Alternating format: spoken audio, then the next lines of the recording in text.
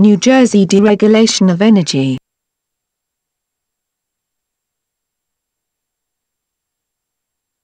If you lived anywhere in the state of New Jersey just 20 years ago, you had utility companies that you had to use in order to use electricity or gas in your home or business. You may not have been happy with the company, but you had no choice if you wanted energy sources in your home. These large utility companies held the monopoly, and you paid whatever price they set for energy as long as they had justification for doing so. What is the deregulation of energy in New Jersey? You may be wondering, just what is deregulation of energy?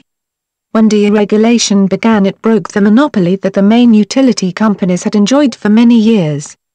It gave consumers the choice and thus the power to choose other utility companies that offered the same services but at a lesser price.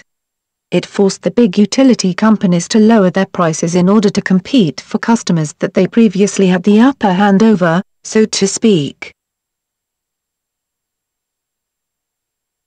Giving the consumer the power of choice in New Jersey via the electricity deregulation as well as gas keeps the pricing competitive and lowers for the consumer.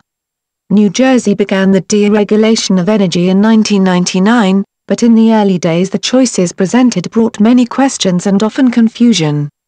After all, if you decide to go with a company other than the original utility company, the power still goes through that company. There is only a couple of sources of power.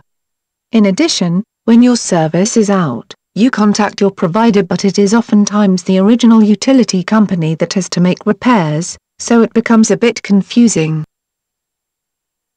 The deregulation of energy in New Jersey and across the country has given the consumer choices and forced the utility companies to lower prices if they want to keep or attract new customers. Today, there are some private electric and gas companies that do not get involved with deregulation, which means they have the ability to force certain areas to only choose their services. This typically happens with apartment complexes and neighborhoods that are further away from the main city.